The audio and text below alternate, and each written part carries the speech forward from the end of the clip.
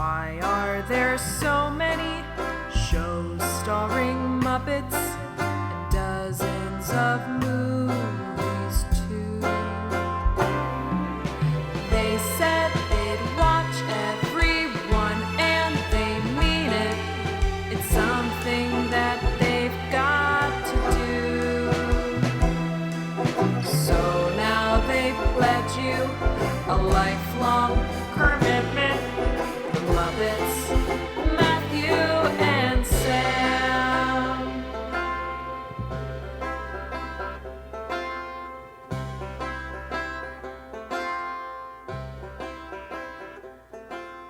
Welcome to Commitment, the podcast where two friends have vowed to watch all things Muppets. I'm Matthew Gatos. And I'm Sam Schultz. And this week we are also joined by a very special guest, David Levy of the podcast Muppeturgy. Hi, David. Hey.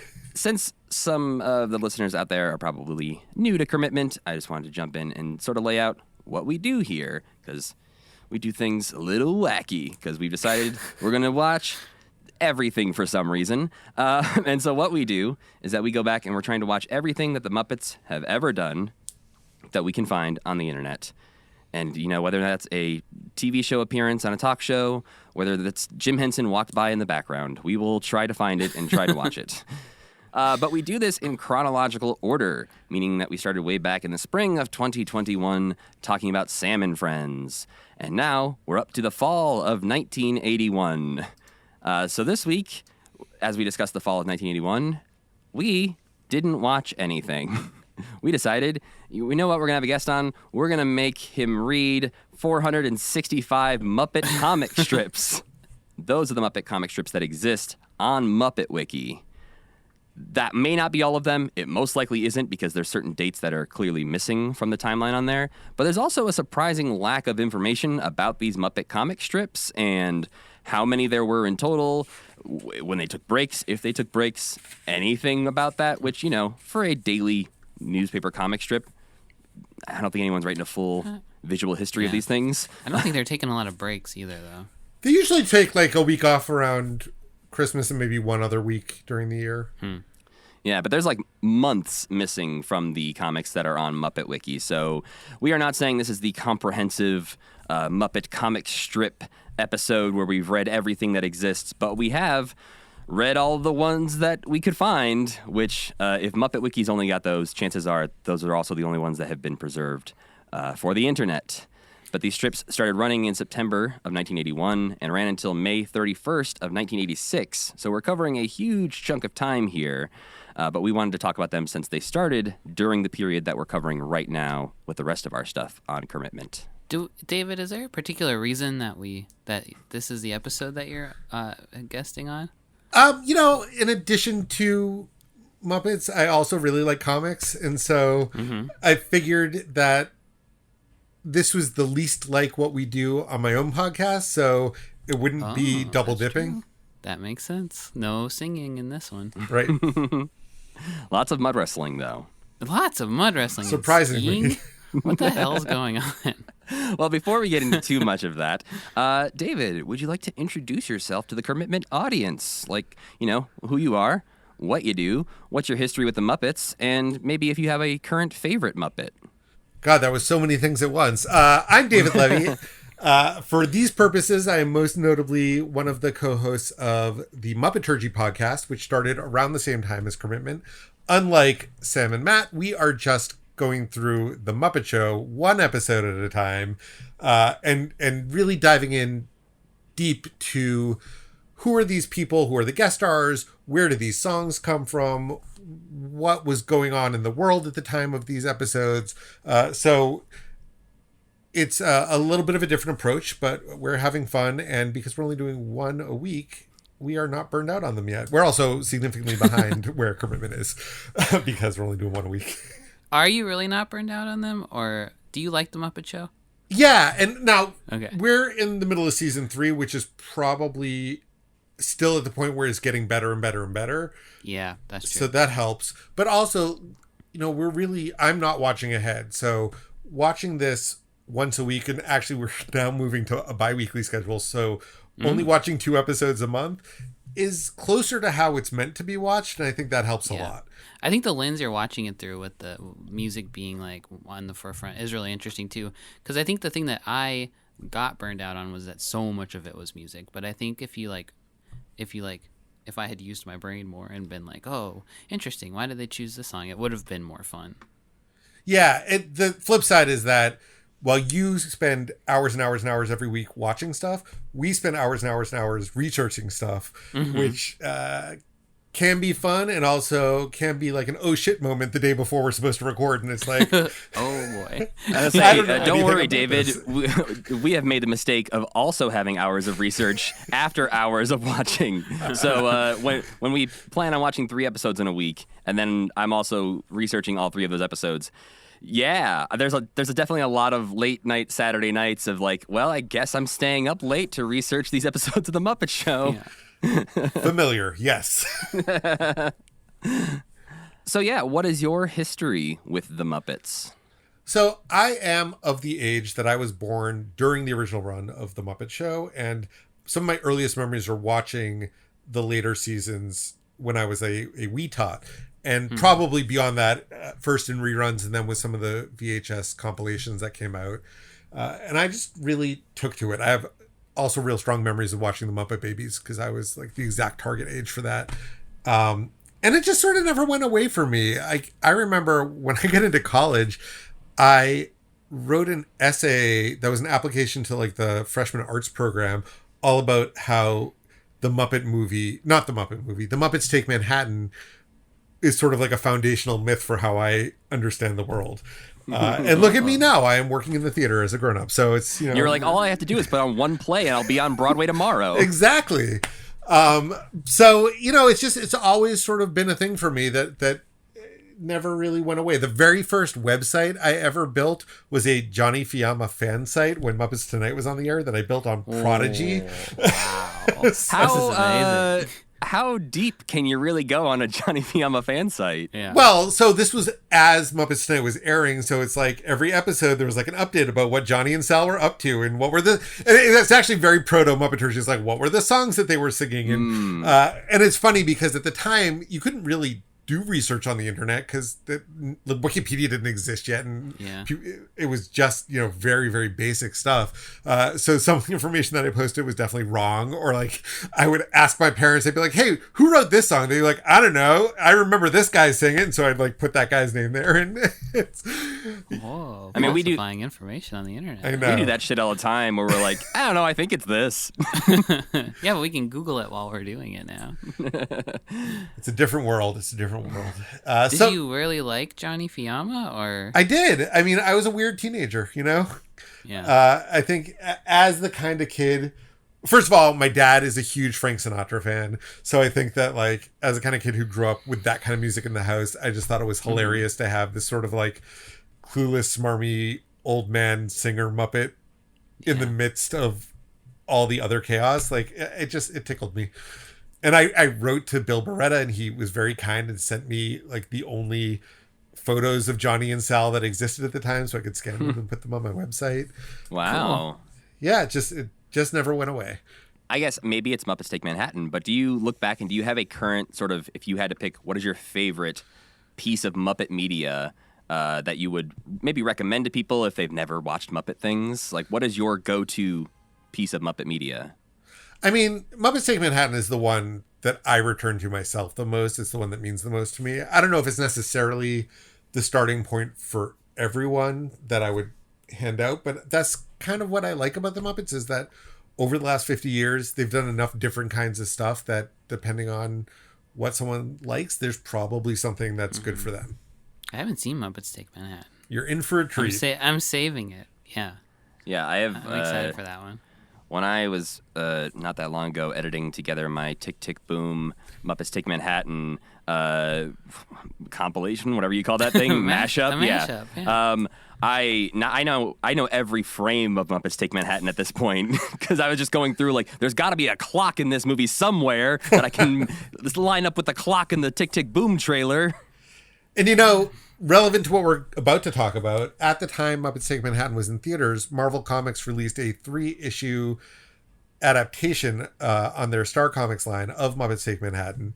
And my dad found they must have compiled that into like a graphic novel, and my dad found it at the bookstore near his office and brought it home for me one day. So also like that is the piece of non-video Muppet media that I probably spent the most time poring over in my youth. And so it's just imprinted on me in some real significant ways. Well, the last question I have for both, I think Sam and you, David, before we get into talking about what we're here to talk about today, I thought of this in the shower, and I don't know if there's a good answer to any of this, but I feel like it's a good sort of like BuzzFeed quiz that's very niche. If your podcast was a Muppet, what Muppet would it be? So sort of the vibe of Muppeturgy. What Muppet do you think best aligns with the overall energy of Muppeturgy? Mildred. Oh, that was so fast. That's a great answer. She's a know-it-all. She's like a little naughty. She'd probably be super fun to get drunk with. We are all Mildred. Sam, who do you think we are? I think we gotta be either Statler and Waldorf or Bert and Ernie, right? You think we have that kind of energy? I mean, I don't know who else we could be. I mean, I was thinking we were like a little bit of a gonzo. I would have said Gonzo, but I see what Sam's going for, and it makes me wonder, are there commitment shippers, and what is your ship name? I've thought Ma'am. about this before. Or Sat. Both of those aren't great. Yeah, no. No, I have another podcast that I have been scared to look into too deeply to see if there's any shipping going on that one as well, because that one's got 3 people, a whole mess of things you could do there. A larger audience as well, which I think automatically leads to maybe potentially more opportunities for that to happen. Yeah, but I mean, people have done fan art of me biting Rolf's nose, which is pretty close. That's awesome. I bet there's somebody out there who's sitting around thinking of us kissing each other. Or at least biting each other's noses. Wow, that was so not the question I asked, Sam, but we got there somehow. Maybe we're not a gonzo. Maybe we are Statler and Waldorf. I think we are. I think Burton. Yeah, I think both of those make sense. I think there has to be 2 of them, because I don't think we have the same energy. And I don't think I can't accept being a gonzo, because I don't feel like I deserve to be a gonzo. You know? I think our podcast is the gonzo. I think we're slightly more chaotic than other Muppet podcasts out there. True. And so that's where I was thinking that we might be a little bit of gonzo. Okay, I can see that. Every time I post a Morpit, I'm like, I'm sorry, world. That's gonzo behavior. Yeah. Well, we'll ask the internet, and maybe I'll put up like a Google form where people can like go through and list what every Muppet podcast, like what Muppet they think it is, and we'll see if there's just like a lot of Statler and Waldorfs. I mean, if we lived together, we would be Bert and Ernie, because I would get into all of your stuff, and I would break things, and I would leave dirty dishes, and you would be upset with me. And I had oatmeal this morning for breakfast. Yeah, and I had Count Chocula. So... Wait, is your favorite Muppet Johnny Fiamma still? Oh, no. It's... That's too bad. I don't know that I have a favorite. My first favorite was Scooter, and so sometimes I go that way. Our official favorite for Muppeturgy is Droop, so I do have a big place in my heart for Droop. I feel like a lot of people glom onto Droop. There's just something about that little guy. I think it helps because he's so limited in his appearances that you can sort of imagine anything you want about what his rich inner life is. Yeah. Well, and I think Droop's a mirror. He reflects back upon you what you want to see in yourself. Exactly. There's also something about Droop being a beloved Muppet that shows that you've probably watched the Muppets Valentine show, which is also sort of like a little bit of like a extra layer of Muppet fandom where it's like I don't appreciate Droop just for what he's done on the Muppet Show. I have seen Droop at his peak.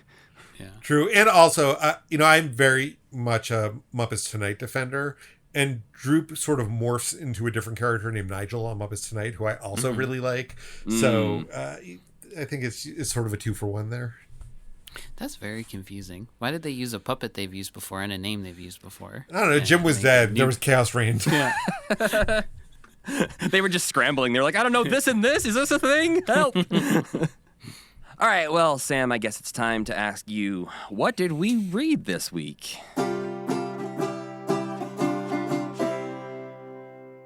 Have you ever wondered what those crazy Muppets get up to when they're not putting on The Muppet Show?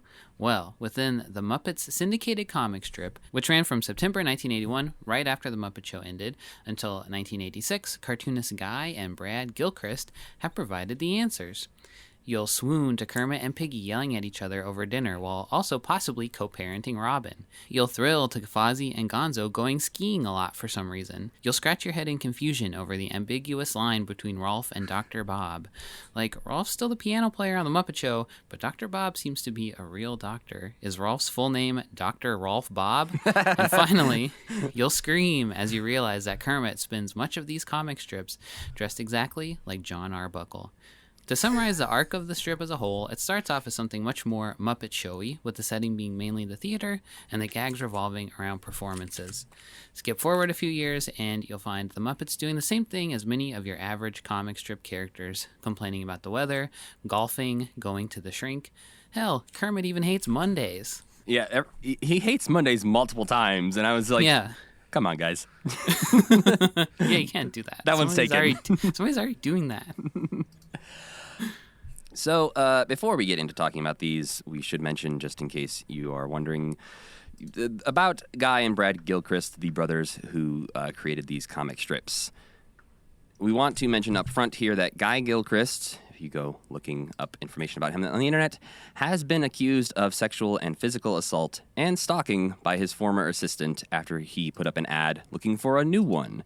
So there isn't any more information that I could find about this accusation outside of the one initial Facebook post, and I haven't found any public response from anyone. There's just very little about this in general, so there's not much more we can say about this, but I wanted to let you know that this accusation is out there And he about did Guy Gilchrist. immediately lose his job of 20 years of writing and drawing Nancy when these accusations came forward. So Yeah.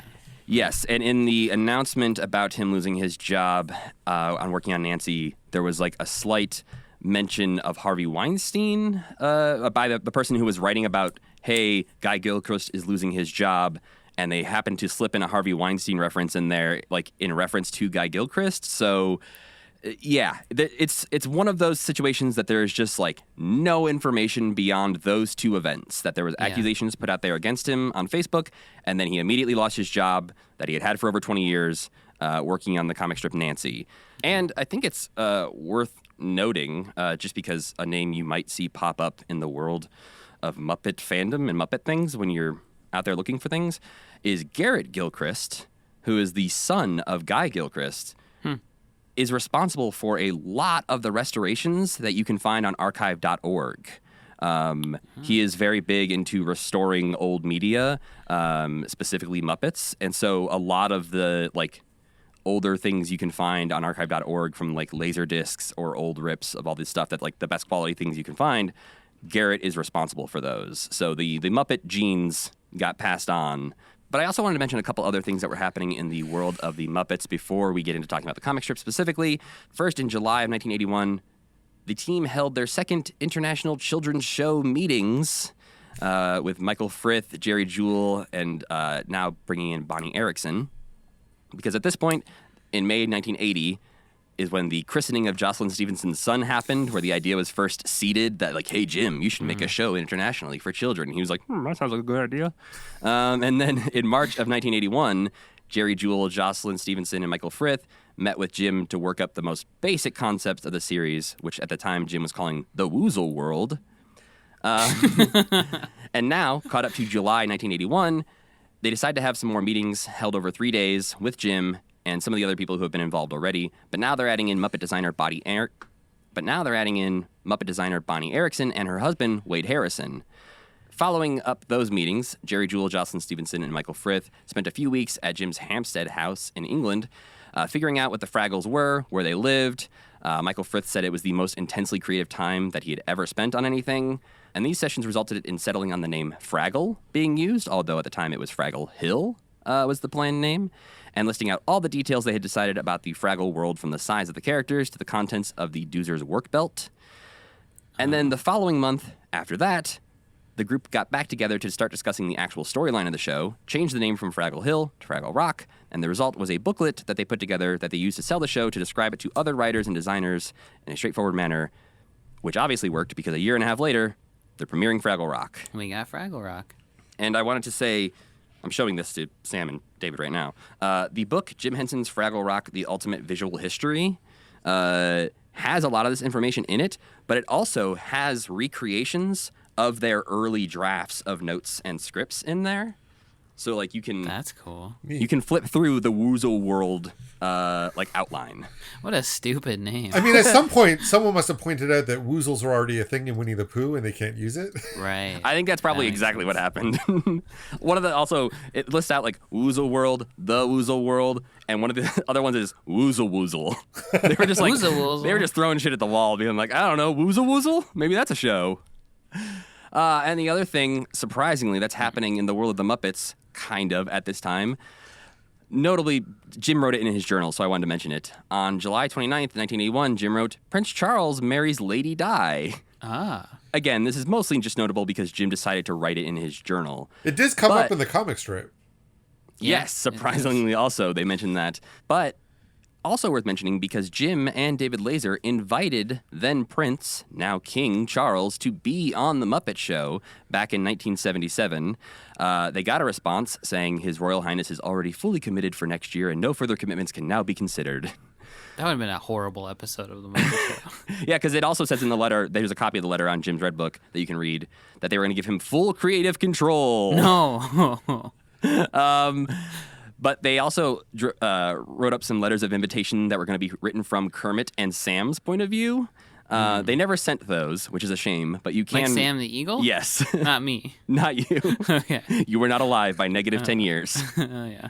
What's sad is that there are at least 3 members of the royal family at the time who would have been much better guests for the Muppet Show. I don't know at the time, but within that time period, because like Prince Andrew had all these showbiz ambitions. Although in retrospect, very good that they didn't have him. Yeah, But, like, that'd be another episode we'd be skipping. either Di or Fergie would have been great episode Yeah, guests for the that Muppet would've been Show. fun. I do love that there's pictures of Princess Diana and Ludo from from Labyrinth just like standing next to each other. That's still my favorite, like one of my favorite Muppet images, aside from like Queen Elizabeth and Sweetums being in the same photo. Oh, yeah. But Muppet Magazine would also go on to do a parody cover where Kermit and Piggy are posed like Charles and Diana on their wedding day. And then in 1982, it was reported that the royal family ordered custom hood ornaments for their cars, and that Prince Andrew selected a snail, Prince Charles a horse, and Princess Diana, quote, ordered a hood ornament in the likeness of Kermit the Frog. What? I looked this up. It's just a normal frog. Oh, maybe she wanted Kermit, and they were like, oh, "Of course, you can't have Kermit. It's copyrighted. Decorum will not allow." For Maybe it. she had a pet frog named Kermit, and that's the frog whose likeness is on her car. Kermit a frog.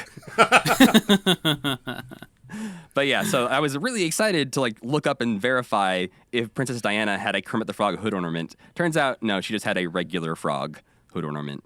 He didn't even have the right eyes or anything like that. No, it looks like a normal frog leaping on the hood of her car. I imagine that she asked for Kermit the Frog, and to fuck with her, they just gave her a regular frog. But because of Yeah. like all of the protocols, she wasn't allowed to send it back.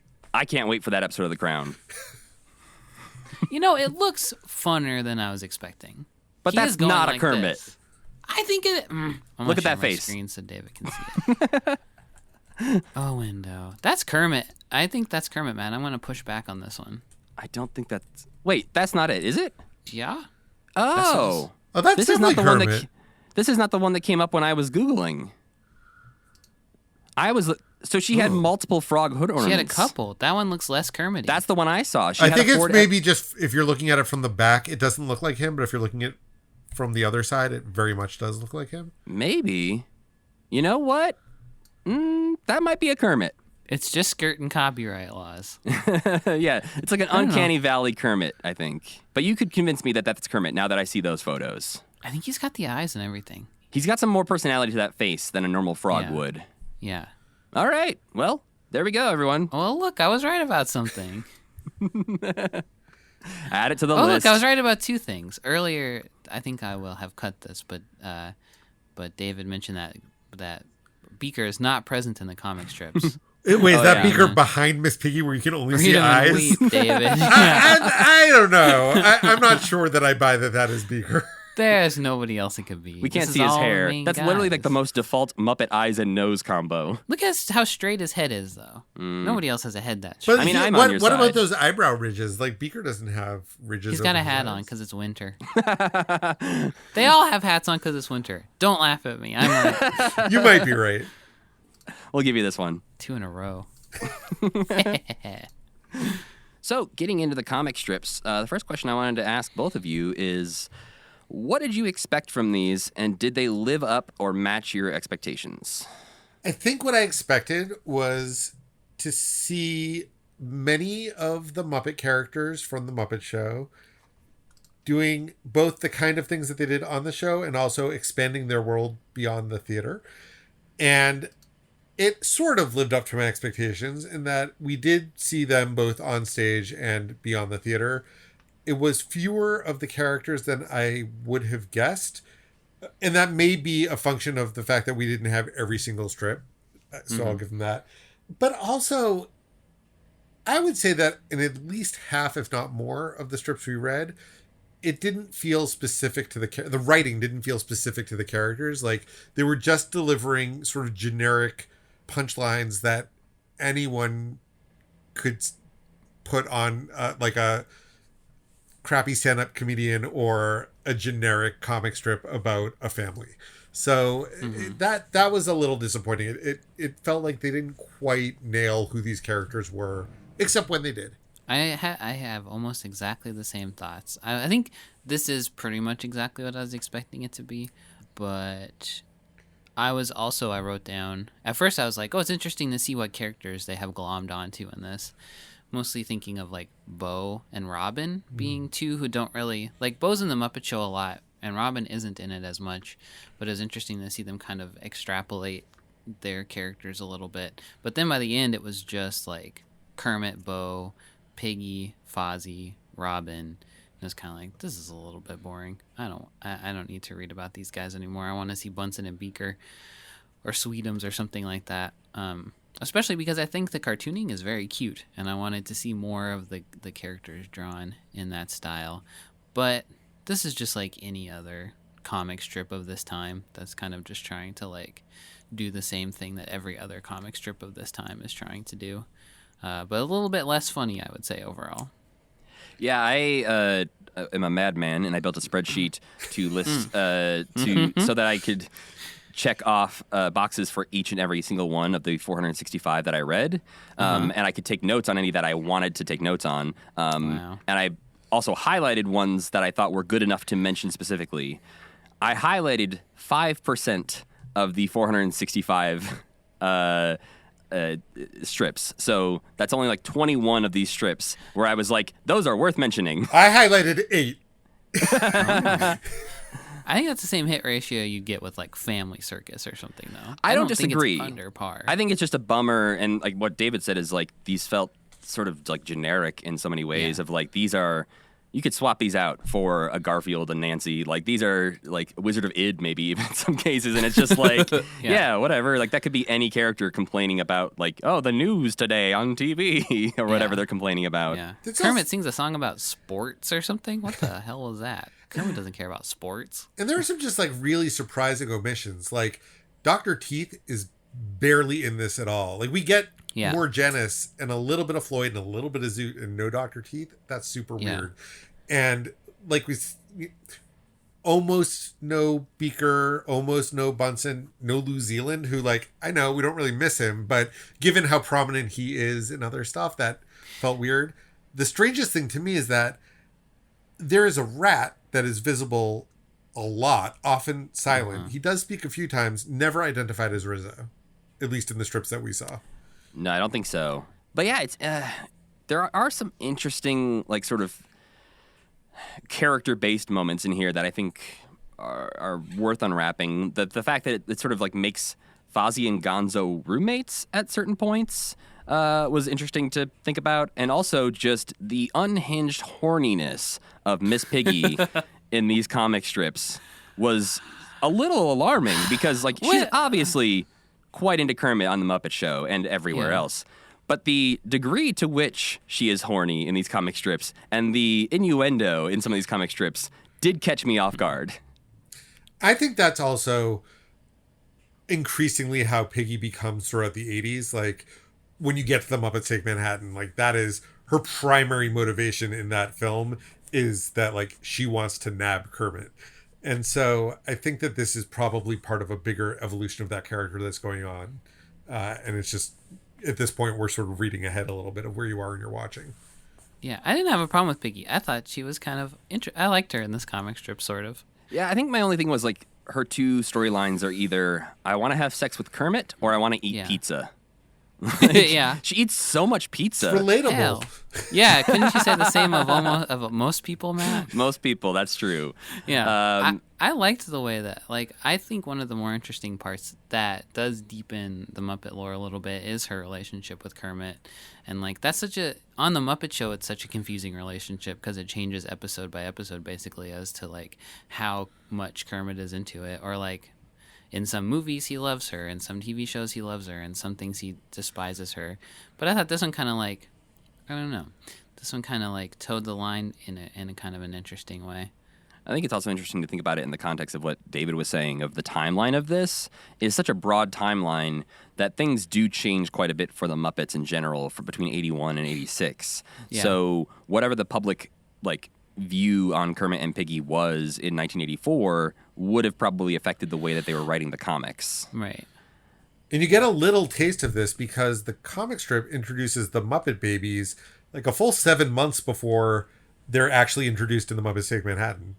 Oh, really? I didn't realize. I didn't look that up. I didn't realize that it was earlier. Yeah, and my memory is that they had started to do Muppet Baby merchandise before the film came out, and so that probably lines up, and it was probably one of those things where it was like a very coordinated marketing choice. Yeah. But that is the most notable sort of connection between the comic strip and other Muppet stuff going on that I caught. And I think that Gilchrist did a lot of the Muppet Babies merchandise too. Makes sense. Yeah, he ended up drawing a lot of Henson merchandise in the 80s. There's also, you can probably find them on eBay. There's coffee mugs that have like the comic strips printed on them. Huh. So there's a few that you can go out there and get. Not that I think any of these are particularly like, hell yeah, I want that on a coffee mug. But look, Kermit is so cute in these comics. He's so cute. I think especially later on, the drawings get really cute, especially Fozzie. I get that, but I actually really prefer the first year of the strips where there's much more of, oh gosh, I don't even know what the word is. There's much more of a attempt to do rendering of these characters as they look in 3 dimensions. Yeah. And I imagine that part of it is that it took a lot longer to draw them that way. And so for a daily strip, they probably needed to dial back on that. But that was one of the first things I found when I was looking up information on these is that like part of the reason was to make it easier on Guy Gilchrist to draw them faster.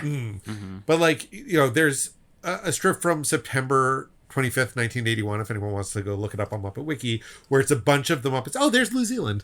There's a bunch of the Muppets lined up to collect their pay from Kermit.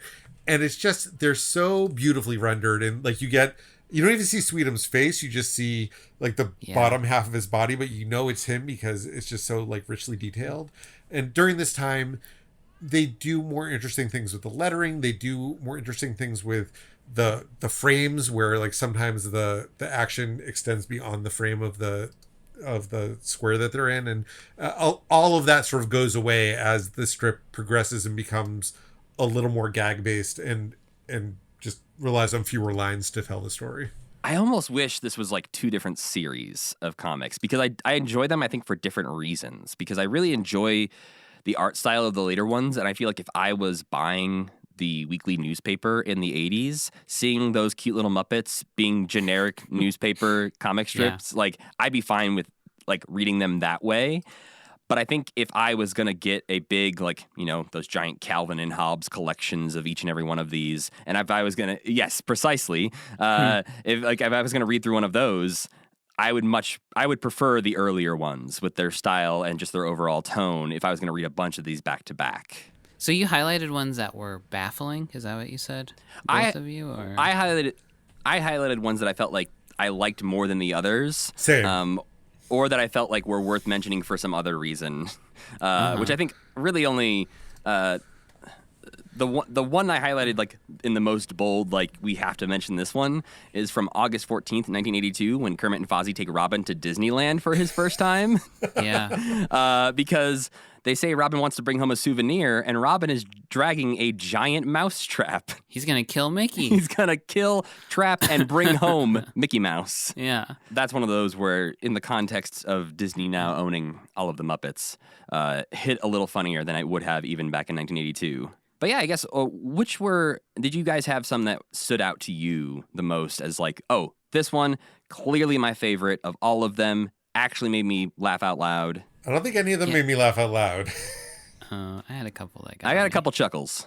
The one where he's interviewing the rabbit for the job, and he's like, oh, you got thrown out of a bar for creating a nuisance, and the rabbit says it's a salad bar. I thought that one was pretty funny. Because the rabbit's, so indignant. And then I really liked the one where Kermit's like, I didn't know you had a ukulele, Fozzie. And Fozzie's like, you learn something new every day. Then Fozzie says, yeah, today I learned you should never wash a guitar in hot water. I thought that one was funny too. Those are the only two that made me laugh. That's funny because those are neither of the two that I noted for making me laugh. Well, maybe the strip's a little funnier than we thought. Yeah. If we all liked different ones, apparently the entire thing is hilarious. Yeah. The Peter Rabbit one I did like because they specifically are like interviewing him and say that he has a police record. I was like, oh, wow. Okay. Yeah. I noted down the very first one that made me chuckle was when Sam the Eagle objected to it being called a strip. Mm-hmm. That's the second one, I think. It's like second or third, yeah. But that was like, I was hopeful at that point. I was like, oh, all right. I got a laugh out of the second or third comic strip. Let's roll. Let's do this. Yeah, I did just peer through the early ones, and I think, David, you're right. I think I got sucked in by the cuteness, but they were better in the early days when it looked more like the Muppet Show, and the jokes are a little bit better too. There were a couple from 1982 that I noted. I thought they really nailed both how Frank sounds as Piggy and how Jim sounds as Kermit. And they're actually within 2 weeks of each other. So from February 1st, 1982, there's one where it's Kermit and Piggy talking together, and Piggy says, Kermit, I just want you to know that if you're ever lonely or depressed, I'm here. And Kermit says, I'm not lonely or depressed. And she goes, I'll wait. Yeah. Like you just hear Frank growling that. And then 2 weeks later on February 15th, Kermit is on stage doing an introduction. And he says, and now I'd like to introduce God's gift to the theater, a performer of the highest magnitude, a woman whose beauty is legend, a woman whose every move is perfection, a woman who writes her own introductions. And Miss Piggy is seen staring at him from off stage. That was something I did try to picture Miss Piggy's voice coming out of this Miss Piggy, and I could not do it. I could picture the Muppet Babies Miss Piggy coming out of her more, but it just was like there was something not right there. Kind of same with Kermit. Kermit sounded more like John Arbuckle in my head also from Garfield and Friends. Why was he wearing so much clothes? Why didn't he want to draw him naked? Because then when he shows up naked, it's kind of like, oh, why are you naked today, Kermit? Hey, you wore clothes last week. Yeah. Why are you interviewing this rabbit completely nude? One thing that I think the strip does really well is you mentioned that Beauregard seems to be really featured. And I think that's because the thing that I don't like about Beau on TV makes him really well suited for a strip, which is that he's really a one joke character, but like a strip is only long enough for one joke. So he doesn't overstay his welcome. Like there was a Bear on Patrol strip in 1981 where Fozzie as patrolman says, excuse me, why are you just standing there? And Beau says, this is where I stopped walking.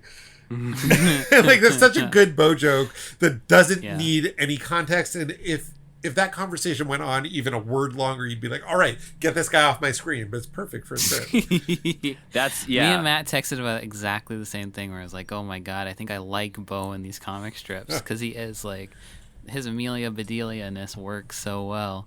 in this context. Yeah, having and him be he looks like a Pogo character. Like Yeah. he just looks like he's supposed to be there anyway. Yeah, having him be the last panel in a comic strip is exactly where Beauregard belongs. Yeah. It's just to And like he just disappears from the face of the earth, and you don't have to ever think about him again. a few of the other things they try throughout this are they'll go a little episodic with it in some of these where it's like, oh, okay, like this is part of a larger story that you're telling, as opposed to like this is a one-off Beauregard joke. Like some of them have like a cliffhanger that makes zero sense until you read the next one. You're like, oh, it makes a little bit more sense now, I guess. And then some of them seem to have cliffhangers that we don't have the next comic to read, which is like nothing happened in this comic strip, and we're just left to wonder what would have happened. But there's also some interesting choices from the character point of view, or things that they have characters do repeatedly. We'll get into the Rolf Bob of it all. But I wonder what you guys think of the treatment of Gonzo in these strips. I just don't think they knew what to do. I don't know. I don't think they knew what to do with him. I don't know what he's supposed to be. Early on, he basically just mud wrestles, and then eventually he becomes a mystic. He mud wrestles only, yes, and then he's a wizard who's a fortune teller. Right. I don't think skis he's a lot. mystic. I think he's, like Sam says, I think it's more like a carnival fortune teller. Like, Yeah. Well, his sign Which is says still Gonzo weird. the Mystic. okay, Yeah. but I don't Yeah. think the idea is that he like gets into the occult. I think it's that he's trying to make a buck. He should, though. We He didn't should. read. That would be cool. We didn't see all the comics, David. True, it's true. Yeah. If anybody's going to. He dabbles. But then I think just because we don't have them all, it like all the strips we see Gonzo in, he is skiing. So then he just becomes like the guy who likes to ski.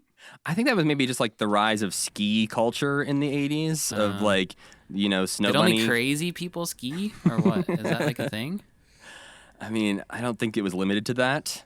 My knowledge of ski culture is quite limited. But I think it was more maybe just common, like working in things that were popular into the comic strip, not necessarily thinking about who should be into those things. Because like obviously like psychiatry is brought into the strips quite a bit. Skiing is brought in. Lots of very easy Dr. Golf jokes. So I feel like this like lines up with just a lot of what was going on Right. in this era. They put quotation marks around drive-through windows. And Cable at Yeah, one point. that was super. Yeah. Cable, I get. Like, Cable was still on its way up at the time of these strips. Like, I think we Yeah. got our first Cable box around the time that this strip started running. But drive-through windows, is that really so? Is that an 80s innovation? I thought they were around longer than that. It feels like they would have been, but I also, again, I have no idea. But it feels like they would have been around for longer than. I feel like they would have been around long enough that this joke wouldn't have made as much sense. According to my Google search results, In-N-Out Burger had the first drive-through in 1948, but McDonald's didn't start adding them until 1975, which was the same year that Burger King started having them. So I guess maybe by the early 80s, they were just sort of crossing over from a unique thing that some places had to something that everyone would be familiar with. Mm-hmm. So that'd be like us talking about something that happened in 2016 a little bit as like a newer kind of thing. So I guess I could see that happening. So we have the benefit of the internet, and they didn't. Yeah, but you can see like a comic strip that's like, oh, these kids with their streaming services, like it Yeah. feels like that. Yeah, like 20 streaming services and nothing to watch kind of thing. Yes, there would be a Garfield about that. I mean, Tomorrow, hell, probably. people still make the like, there's a Starbucks on every corner kind of jokes sometimes. And I'm like, really? Oh, okay. We're still doing that one. Yeah. Okay. But yeah, there's a few sort of touching on real life outside of the Muppets things throughout this comic strip. They mention the Lady Di wedding that Miss Piggy does not get invited to. And they mention the space shuttle. They mention Cable. The White House Easter egg hunt, I think, or some White House event, Oh yeah, the one that Gonzo gets invited to, but Piggy doesn't get invited to. which The White House. I believe Green. the comic strip writers themselves actually did get to go to that, which is how it got mentioned in the strip. Yeah, it says that they went, and that also art from the Muppet comic strip is hanging in the Smithsonian. Or at least was at one point. Well, It- it's still in their collection, I'd assume. Yeah, but they got a giant collection that's not on display. Yeah. The Salmon Right. Friends are still stuck back in a closet, so Yeah, but I mean, the Salmon Friends puppets are there, and a strip from this comic strip. So I equal guess footing. mostly I'm There we just- go. Yeah, I guess I'm just wondering how much people liked this comic strip. I don't think that's about the comic strip per se as it is about the Muppets. And like Okay, they have a Okay. Muppet collection, so having some two-dimensional things that they can hang around the three-dimensional puppets is probably helpful. What do you think Jim ever read this comic strip? Oh, he for sure did. It has his name on it. Things still have Walt Disney's name on them, and he's dead. I have a very, as always, charismatic quote from Jim Henson here Okay. about these comic strips. He said, quote, "We worked for a long time. We spent 1.5 or 2 years working with different cartoon teams trying to find a good combination before we found Guy and Brad Gilchrist, and I'm very happy with the way they're coming, and the strip is growing quite nicely. It was immediately bought very broadly, and it sold to more newspapers than most strips ever launched with. We immediately had, I don't know the figure right now, but several hundreds of newspapers, and after that first little bloom, a lot of people dropped it. Not a lot, but a few. Actually, I don't think it's gone down that much, but to me, the guys are doing a really nice job, and I think it's catching on. It's a growth process, and all these characters are always take a bit of time to settle in." Wow, that's like the meanest thing I've ever heard him say. He immediately backtracks, though. Yeah. He's like, a lot of them dropped it. Well, maybe not a lot of them. A few of them, Yeah. at least. Jim, what do you think of this comic strip? Well, it checks clear. Yeah, The check's clear, and I understand these characters take a long time to figure out. So good luck. Yeah. But yeah, this was apparently the first comic strip to be syndicated in multiple countries starting on the very first day of publication. And it was printed worldwide in over 600 newspapers. So clearly, like, there was a lot of buy-in on the idea of Right. the Muppets comic strip. And so I think, at least at the beginning, people were expecting huge things from a Muppets comic strip. And maybe, you know, some of those newspapers regretted buying in once they realized it was a little bit more of, like, generic comic Just strip. Yeah. And maybe that's when they started to drop it a little bit. Uh-huh. But that apparently is like the Gilchrists, both of them have commented that having to appeal to that many like countries and like 600 different newspapers is basically they had to be written and made extremely in advance because they had to send them through the mail to different places. And then also when they were writing, they had to write simpler jokes that like doesn't rely too much on wordplay because that wouldn't translate as well. But I think that's bullshit. Because all of these rely on wordplay almost. Not right? puns as much though. Like not like portmanteau pun things. I feel like there's definitely Like a random one. I'm gonna be right for the third time today. Okay, Miss Piggy wants the gems appraised. This one's a real ruby. This one's a genuine diamond. Real sapphire. Real emerald. Oop, this diamond is paste. What does that mean? What's that? This diamond is paste mean? I assume it means it's a fake diamond made out of paste. like And then like and a then ball of Fozzie paste. says- Right. And then Fozzie says, "Oh well, they can't all be gems," which is indeed like a kind of a wordplay, right? That's true. You know what? That's 3 for you, Sam. This is your episode to shine.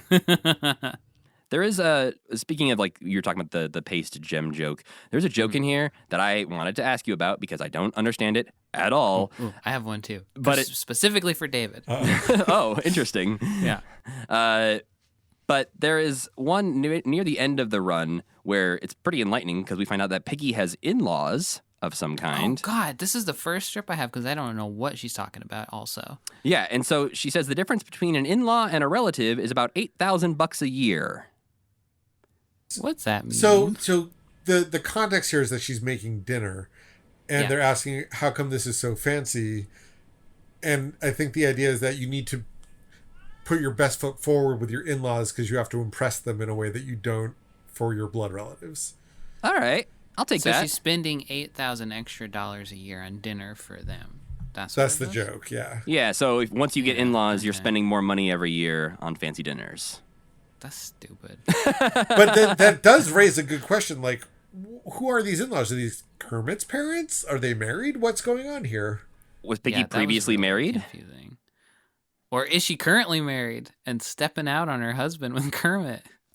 I feel like that would clear up a lot of stuff because Kermit would be uncomfortable with that relationship. Or does she have siblings who are married? Oh, and it's perhaps. the in-laws in that way. I don't know. I mean, I confusing referred way to to say my it. husband's family as my in-laws like for many years before we were married, so it could also be that kind of slang. But I think Yeah, that- but Kermit doesn't know what's going on. He's like, "What's going on? What's the special occasion? Your parents are coming to dinner." He doesn't know that. yeah. I He's mean, talking that- about Robin, actually. Robin is the in-laws here. Her nephew-in-law, yeah.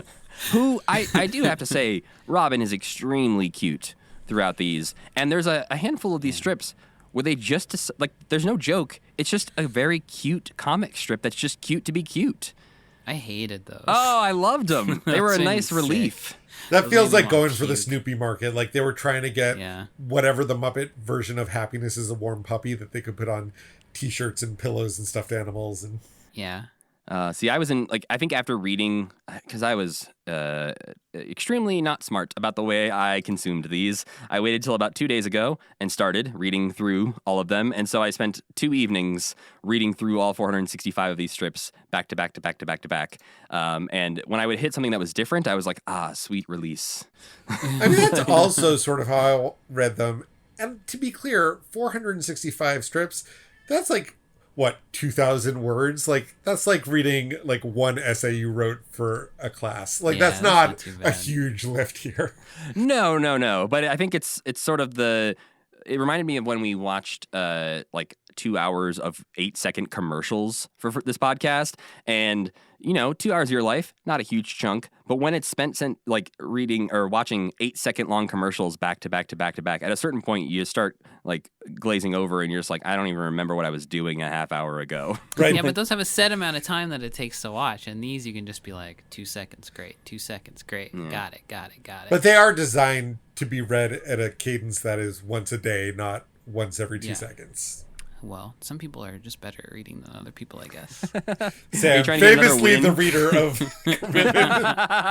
Hey, when I was in 4th grade, I was reading at a 12th grade reading level, and I've carried that with me for my entire life. Still reading at a 12th grade reading level as a 35-year-old man. You can't read higher than a 12th grade reading level. They don't rate it any higher than that. It's like getting 10 out of 10 stars. It's like, well, yeah, there's no more stars. Yeah. A couple other interesting things we learned in some of these. Fozzie has a record collection. Yeah, which let me ask about this. This leads into my question. Oh. David, yes. please tell me. So Piggy's perusing Fozzie's record collection and says, Connie Francis sings songs from Italy, the Beach Boys, 12 record set, The Complete Bro Lives, Dean Martin, Creedence Clearwater Revival, Teresa Brewer, Slim Whitman, Liberace, Roger Whittaker, Boxcar Willie, and then Fozzie says, I'm a sucker for television advertising. Okay, Why? so first of all, these are all real albums. Right. And you might remember that, especially on UHF channels, there used to be these commercials where, like, they would advertise an album that you could buy through mail order with check, credit card, or COD. And they would, like, play clips while they, like, rolled the song titles Yeah. up the screen, and like the one that was playing would be a different color. Like these are Right. all of those records that were advertised that way. So Fozzie signed up for the Columbia Records program is what it is. Well, Where I he don't, was like, I don't think it's the Columbia House. I think it's more like these, like the individual albums that were advertised on like late night TV that you could call up and Right. buy. And it's just those ads were so omnipresent that I think at the time those specific titles would make sense to the reader because they'd be like, yes, I just heard that commercial for the 30th time. So it'd be Gotcha. like if you had a CD collection and she was like, "Oh, pure moods, pure love," like Yeah. all that, because that's like, okay, that makes sense. It's funny to me how many of those records, though, are from people who had guest starred on The Muppet Show. Yeah, like Teresa Brewer feels like one of those where I'm like, I don't know the level of fame Teresa Brewer had at the time, but the name stuck out to me because of the Muppet Show. Right. And like again, what year is this from? Like 1984. Like I was 6 at the time, so I don't have enough specific memory of then to say like, oh yes, these are definitely the albums that were being advertised. Because like I don't know, like the ones that I remember were much more like the Time Life sounds of the 80s or whatever. Right. But I imagine that's how I understood this strip anyway. Okay, so his record collection is stupid because he's just ordering records off of TV, Right. basically. Or is it at least not like a very Fozzie's really into some cool It's music. not curated. No, it's like I think it's sort of like very kind of middle of the road, uncultured, which I mean feels mean, right? Because like some of this stuff, even today, like no one's really rolling their eyes at the Beach Boys or at Creedence. Yeah. Like if I had a 12 record set of the Beach Boys, that'd be great. Yeah. I'd be excited. If I found out, like, when I found out Fozzie was into Creedence, I was like, all right. I guess that's an interesting tidbit I would not have guessed. Yeah. I picture him just like listening to Milton Berle records on repeat and just being like, yes, seep into my brain, comedy. Did the strips about Fozzie trying to clean his house make it onto the internet, or are those just ones that I remember from reading them in the book? There's a couple in there where it's like he tries to clean it. It seems like Gonzo is maybe the bad, gross roommate. So separately, there's some strips where he's like trying to go through his like trunk of nostalgia and throw out things, and that name checks a bunch of Muppet Show guest stars like Milton Berle and Edgar Bergen and Charlie McCarthy. It's like, oh, I have my autographed record and whatever, and so those were sort of neat callbacks to the Muppet Show, but also not funny. Uh-huh. I mean, I think that lines up with a lot of this. Of just like, yeah, that was a thing that happened. Wasn't funny, but you did it. I think my most groan-worthy one was from December 1st, 1985, where Kermit is reading the newspaper and says, at these prices, it should be called the unreal estate section. I was like, oh no. It sounded funny when you said it.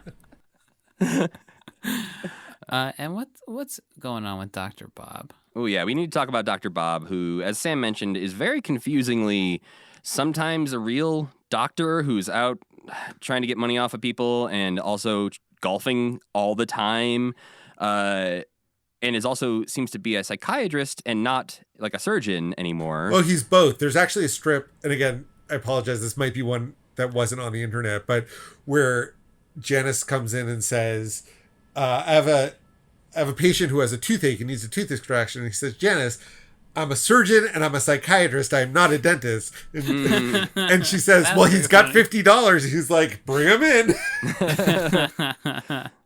I think I really actually liked this version of Dr. Bob, and I kind of liked exploring a little bit of that, but it was just so weird. I could see how if you're a comic strip writer, you're like, doctor character, so many doctor jokes I can make, and then I'll just make him a psychiatrist too, because there's so many psychiatrist jokes I can make. But for him to be Rolf and Dr. Bob, I needed something there. I needed them to both show up and be like, hey, we're twins or something. Well, Rolf sort of disappears after the first year into Dr. Bob, and then it's not until the very last year of the comic that we get Rolf as Rolf back. Right. Again, we didn't read every strip. Maybe there's more Rolf stuff that we just didn't see.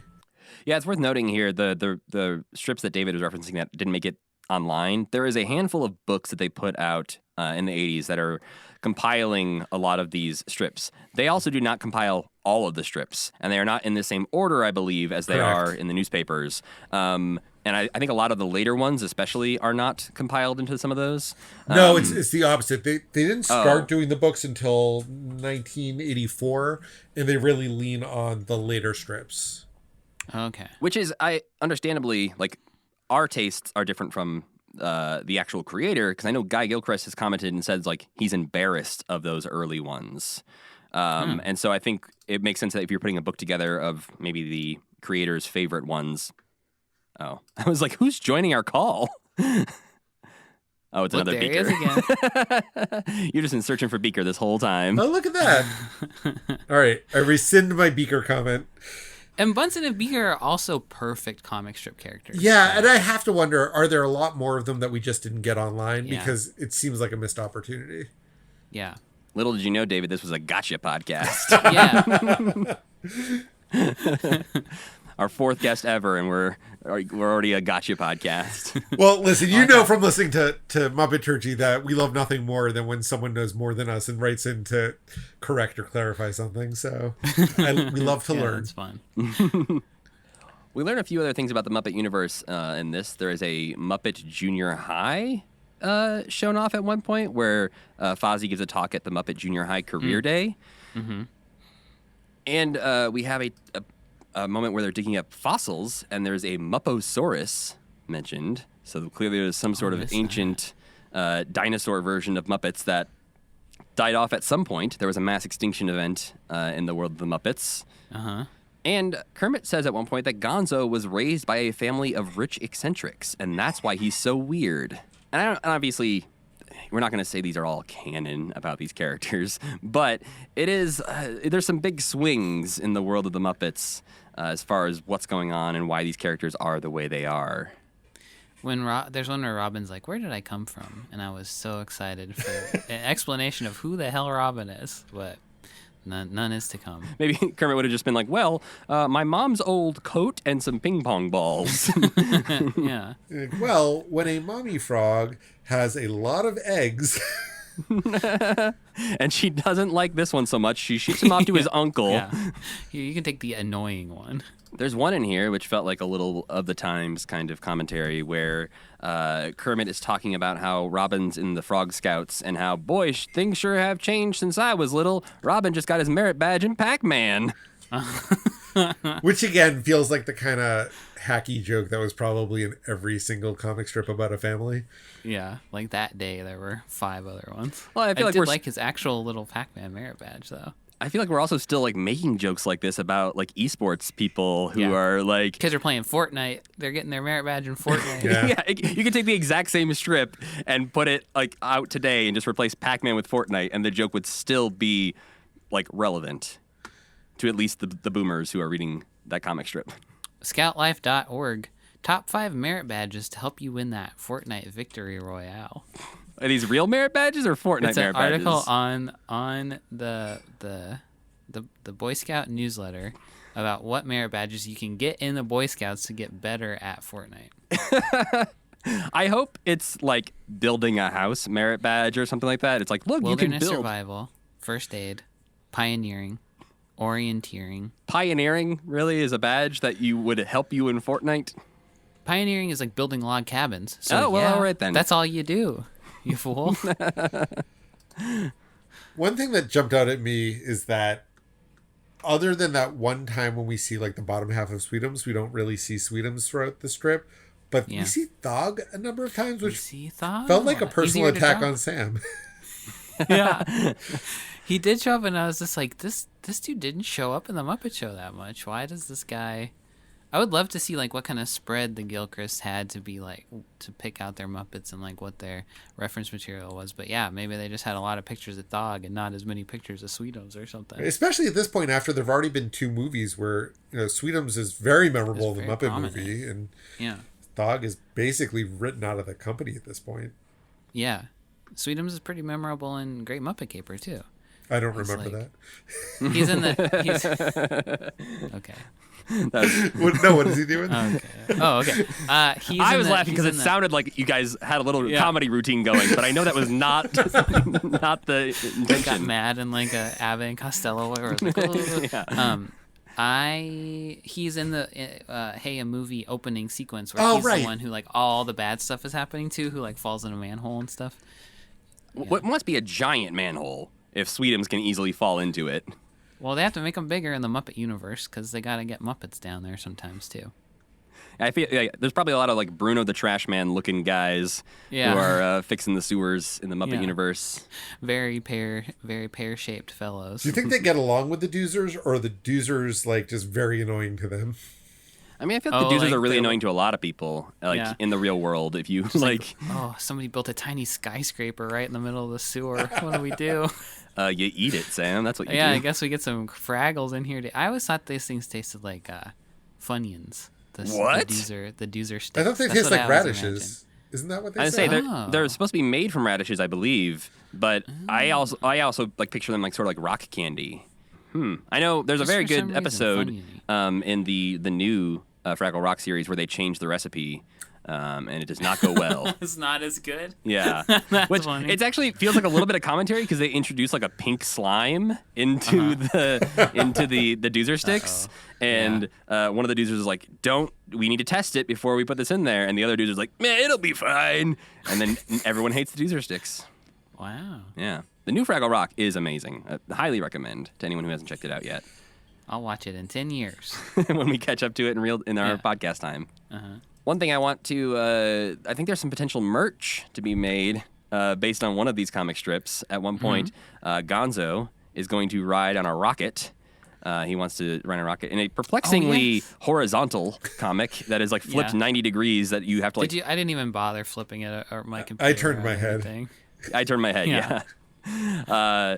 But he's trying to shoot himself up to space on a rocket, and Kermit mentions that the Gonzo Rides the Comet T-shirts wouldn't make up for anything, and so I feel like having just like a Comic Sans black on white T-shirt that just says Gonzo Rides the Comet. Rides the Comet. Yes, let's do it. It's time. We got to just start making our merch, Matt. I've been putting it off for too long. David, we have so many good ideas for merch. We have like lists of things we want to make merch of, and it just, we're busy men. We're tired. Yeah.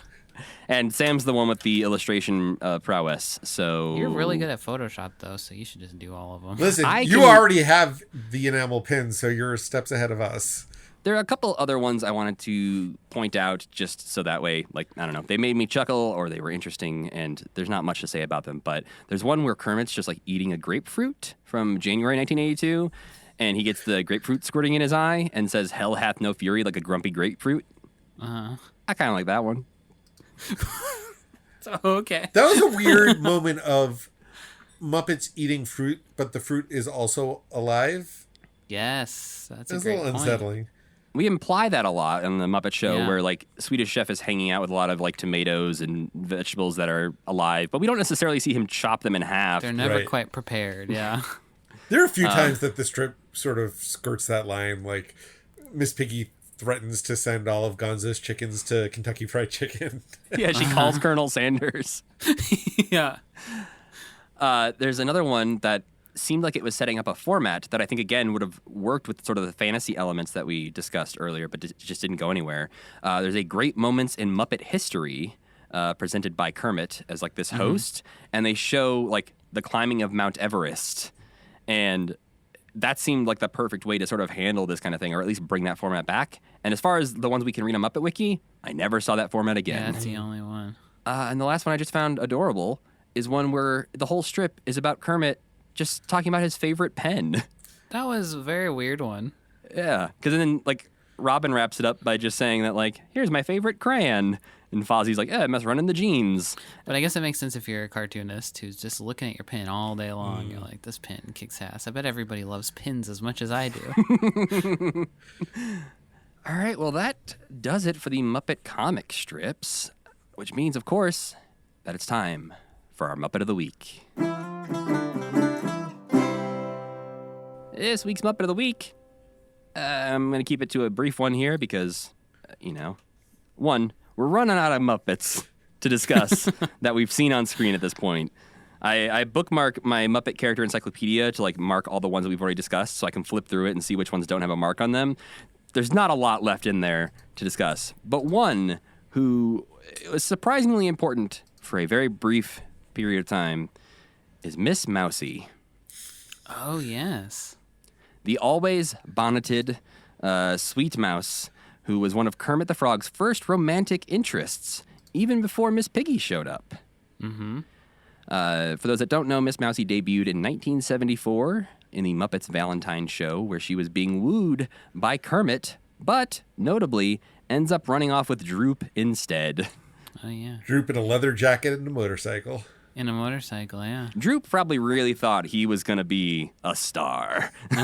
He spent all his money. The money's all spent on that motorcycle. He's like, I'm going to be the James Dean of the Muppets. I'm going to be the cool badass. And then in walks Gonzo, and everybody forgets about Droop. But on top of showing up in the Muppets Valentine Show, she also showed up in the Muppets Sex and Violence, and then was featured in the Muppet Show as well. Mostly in Season 2 is when a lot of her appearances happen. But she would continue to be a background character at some points. And the puppet would also get reused without clothes and with new eyes in the cast of Woodland Animals singing For What It's Worth. So at a certain point, they just mined Miss Mousy for parts. That's upsetting. Yeah, a little bit. It's really sad. I also feel like they did her wrong. Like, If they had ever thought to, I don't know, put a second outfit on her, I think she could have been a viable character. Yeah. At least an Annie Sue level character. Yeah. Where it's like, okay, she can be in a chorus line, she can be doing her own numbers, she can be a threat to Miss Piggy, but like isn't just the sweet little mouse in a bonnet all the time. Because yeah, the most like I think sickeningly sweet moment we get is when she's shrunk down into a tiny teacup. I hated that shit. Pops out of the teapot or whatever. Yeah. Sings that stupid song. I know in the later seasons of the Muppet Show, we do not get a lot of Miss Mousy, or when we do, she's like, you know, maybe in the opening theme, or she's just in the audience or in the background. So she's there, but not really doing much. And actually, the last time we'll see Miss Mousy is in the Muppets, a celebration of 30 years, which is also the last place when we see a lot of older characters who they decide to bring out for one last nostalgic kick and go, ha-ha, bye forever. Yep. Nail them up in the big crate. Yeah. Ship them off to the Smithsonian, see which ones they care about. So I believe that the last time that I saw Miss Mousy was at the Museum of the Moving Image, where she is part of the Jim Henson exhibit. Oh. Not to rub that in your Oh. faces, but No, she is preserved, I think, with her original eyes intact, so you can see her there when you guys come to visit. They pieced her back together. Yeah, we I really want to go to that. I want to go to that and the Paley Center and the Paley Center, yeah. the Center for Puppetry Arts in Atlanta is on the list. Yep. Yeah. They've got Sopwith the Camel there, so we got to go see him. Disney World. Well, Disney World, yeah, for the general, just the Muppets went there once, and they have Muppet Vision, so Yeah. we got to go there. But yeah, I think definitely there is some regret on the side of commitment that we did not go to New York for the Jim Henson birthday Sam and Friends celebration because, one, a lot of cool people went to that, but two, just to be able to go see some of these puppets in person because Sam and I both went to the Jim Henson, what is it, Imagination Unlimited, whatever it's called, the touring version of that show when it was in Seattle. So we got to see a lot of those puppets, but we also got to see a lot of them before we cared about a lot of them. And so we saw like the gas station pumps from the old 60s commercials. And it's like, now I'd be like, hell yeah, gas station pumps. And then back then I was just like, I walk by these, hey, a Fraggle. Miss Mousy's one and only performer, as far as I could find out, is Jerry Nelson. So at least when Miss Mousy is speaking, Jerry Nelson is her one and only performer. I'm assuming when she's in the background of some of their big numbers, they probably just toss her onto somebody's hand. But obviously, those things are usually not credited. And getting into the fun facts from the Muppet Character Encyclopedia, which we always talk about being the most true and honest of the canon, she is a classically trained Shakespearean actor who met Kermit when he went to a performance of Mouse Ado About Nothing and offered her a job afterwards. It also says that she only uses mascara that was tested on humans, and that she left the Muppets quite some time ago, and she now teaches theater classes at a small college in Wisconsin. Weird. Oh, because of cheese. I would guess, probably. Yes. She's just a big Packers fan. Yeah. Yeah. I can't wait to one day have Craig Shemin on this podcast and grill him about the work that went into the Muppet Character Encyclopedia and just how much freedom he had. Because it feels like unlimited. Oh my God, I'm sure it was like one night, up late, stoned out of his mind, just whatever came out of his fingers into the keyboard. Oh man, that's much more exciting than what I was picturing. I was just picturing him being like, what's the weirdest shit I could write in here right now? What's a mouse like? Cheese. Wisconsin. Yeah. But yeah, that is honestly about all the information that is out there about Miss Mousy. What would the two of you rate Miss Mousy out of 10 stars? 3? I said 3 too. Hey. I was like, I don't want to Yeah, be mean to Miss Mousy, but she's mostly just an unfulfilled potential, and there's just not a lot there. Yeah. She reads just like she's like a character from any puppet show, like would look like that. And the fact that they never take that stupid bonnet off of her Yes. head makes her a 2 to me. I can't even look at that bonnet. I hate that bonnet so much. Well, you heard it here first. Miss Mousy, like a She's 2.5. the worst Muppet. She's the worst Muppet I think that we've ever rated. Pretty probably. low on our list, I would say, which is surprising. But yeah, I stand by it. She's 3 Hey, out of Jamie. 10, but out of 61, she's probably like, 37. Who the hell knows? That we had to get rid of that system real fast because it was a mistake.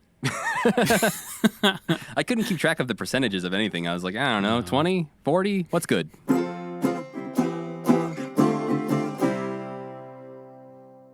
All right, so before we go, I need to check in with both of you to see if you had time to enjoy any non-Muppet things this week. How about you, David? I have been obsessed with the video game Hades, and I know I'm like a year behind everyone else, but I had finished whatever game I had been playing and needed something that could carry me through until the new Pokemon game comes out. And everyone kept saying like, yes, this is perfect. And it was not expensive. And it's not the kind of game I usually play, but I love it. It is for a game that it's a roguelike, and it's, you know, it's basically just like a lot of like beating stuff up, but it has really rich storytelling, and it's really smart at the way the game sort of unfolds and teaches you and gets deeper and more complicated as it goes along in ways that is sort of surprising. So I really like it, and it's not the kind of game I would naturally pick up. So if you like video games but are not naturally attracted to a game that's mostly just like, you know, cutting at things with a sword, you still might want to check it out. You know, what's nice is that it's on the Switch as well. So that way, you know, people who maybe are slightly more casual video gamers who like got a Switch at the beginning of the pandemic when Animal Crossing came out. Like, I feel like Hades is a good, like a step into that other sort of world of video games. Yeah, that's one I've been meaning to try out. Everybody says really great things about it. It also has some songs in it, and I'm always a sucker for a video game with songs. Cool. Oh, right. Well, I just finished Portal, which is another video game with songs. Ooh. Yeah, Portal. Matt did too. Portal. Well, I haven't finished it again, but I've been playing Portal 2 because I played through Portal 1. And yeah, obviously some things in those games don't age extremely well, but the Portal games were so foundational to me in my enjoyment of video games when they first came out that like getting to replay them now is it is like going back and watching something like Sesame Street, where I'm just like, I remember these things. This is The great. Switch version has a director's commentary, which is so cool. I've never done that for a video game before. Oh, Because it's like while you're playing, there's like icons that you can shoot at to hear the director or the voice actors or whoever else talk about the making of the game. oh, that's cool. Well, Sam, what have you been enjoying this week? I don't know. I haven't watched it. I haven't really watched much new movies. Not spooky Halloween things? I just rewatched the same ones, you know? So Halloween and Scream, and I think we're going to hit it hard today and tomorrow and Monday. We're going to watch a bunch of that stuff. I don't know what I've been doing, but I haven't been watching TV or playing video games. I had the same week. I talked previously on the podcast about my wife was going out of town this week, and so I was going to watch all these scary movies and all the Halloweens. I didn't watch a damn thing. I didn't watch any movies. And I'm like, what happened? Well, what did I do with my time? What did you do? Yeah. I have no idea. Read Muppet comics. Yeah, that was, to be fair. That is kind of, the last two true. evenings were just like I put on in the background Taylor Swift's Reputation tour concert film on Netflix. I put that on my TV and just read Muppet comics. That was my night last night. So welcome to that insight into my world. That's great. I need to put something on where I was like, I can enjoy this without having to watch it the whole time, so that it's not distracting me from the comics. But I still needed like something on in the background, and Taylor Swift was the perfect one for that. Oh, and the week, so we didn't record for a week, and the week that we didn't record, I was watching baseball. So that's why I didn't watch anything then. I was watching the Dodgers lose, and then we've been working on our Halloween costumes and stuff. I've been living life, Matt. I've been IRL. Similarly, I've been watching Andor, which is still great. Andor is amazing. Yes. This last episode is maybe one of my favorite Star Wars things I've ever seen. The one where he's in prison? Yeah. It's so good. I really like one thing I love about it is how mean they're making the Empire in a way that it's like all those people who are like got the like Empire sticker on their car. It's like now it's fucked up. Now you can't really like them that much. Do you realize you like the Nazis? Yeah, now they're kind of super Nazi when before they were just kind of abstractly Nazi. Yeah, it's a very good show, and I think I was also doing IRL things where it's like the reason we weren't recording is because I was also traveling, and I went to Seattle where I watched a hockey game. I watched the Kraken in real life. Oh, yeah. They also lost. Yeah. But the one thing I did watch in the past couple weeks that I feel like is worth noting is Hocus Pocus 2. Oh, I'd love to hear your take on it. My take is Hocus Pocus 2 did nothing wrong. Because it is not great. What a stunning endorsement.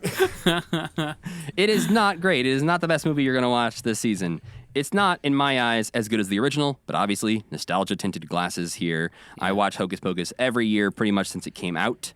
It was like my holiday routine was carving pumpkins while watching Hocus Pocus, just like when I put up my... It's a fun movie. Yeah. And so it's burned in my brain. So watching Hocus Pocus 2 was very ready to hate it because I was like, a lot of reboots and sequels that happen 30 years later are not great or rely so much on, hey, remember that thing? Hey, remember that thing? Hey, remember that thing?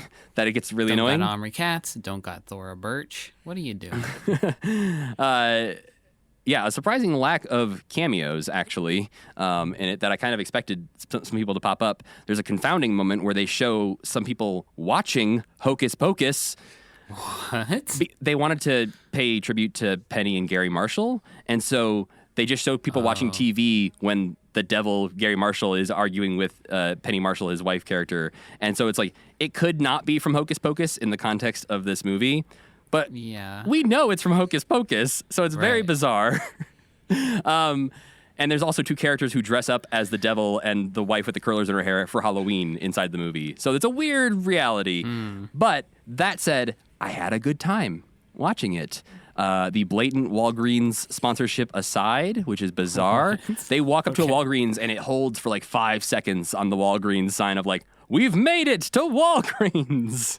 It's Disney. Why would they need to do that? I don't know. But it's fun. It's interesting. All of the main three witches are doing it. They are all very committed to this. It's great to see all of them like leaning into the parts of those roles that like especially like Sarah Jessica Parker. At the time the first Hocus Pocus came out, she was not like the Sarah Jessica Parker we all know now. Right. And to see her go back and do something like that was really good. If you really like Hocus Pocus, I don't think it will like ruin your childhood or anything. So, yeah, that'll be my next T-shirt I make. Hocus Pocus 2 did nothing wrong. I like that. Yeah. All right, before we get out of here, we got a couple things we need to do for some housekeeping. One, we want to let you know what we'll be watching next time here on Commitment. We'll be discussing Season 13 of Sesame Street, which, thanks to HBO Max's recent decisions, is going to be harder to watch for some of you. But some of it is still out there on YouTube, and we'll tweet out where you can watch the stuff that we're going to watch. But the plan as of right now is to watch the first episode of the series, 1576, as well as the classic cuts from Season 13, which are on the Old School Volume 3 DVD set. And then someone on YouTube made a compilation called The Best of Season 13. That's like an hour long. And so I'm going to make us watch that, even though I have not watched it ahead of time. Okay. So hopefully it's good. Likely, there's a lot of things in there that maybe are from previous seasons and are being rerun in Season 13. But regardless, there's only so much we can do now that HBO Max removed the ability to watch these things easily. Ugh. So follow us on Twitter at CommitmentPod. We'll tweet out the full list of everything that we're actually going to be watching for that episode so that you can watch the same things we watch. And obviously, before we go, we have to give a huge thank you to David for being here on this podcast. Oh, thanks for having me. Yeah, where can people find you and listen to you talk about Muppets? So the podcast is called Muppeturgy, and you can find that at Muppeturgy.com or anywhere that you like to find your podcasts. You can find us on Facebook, Instagram, and Twitter at Muppeturgy, or you can find me on Twitter and Instagram and all those places as It's D. Levy. Great follow, in my opinion. Thanks. We also need to thank our friend Tuna for making the music for this podcast and Cassie Wilson for singing our theme song. Don't forget to head on over to commitment.com to pick up a Commitment logo enamel pin or just check out, the stuff we do and see our faces on the internet. You can also email us at mail@commitment.com if you have any gripes or questions you'd like to send our way. You can follow the podcast on Twitter and Instagram at CommitmentPod. And you can follow me at Matthew Gatos. And I'm Sam Schultz. And as always, keep believing. Keep pretending.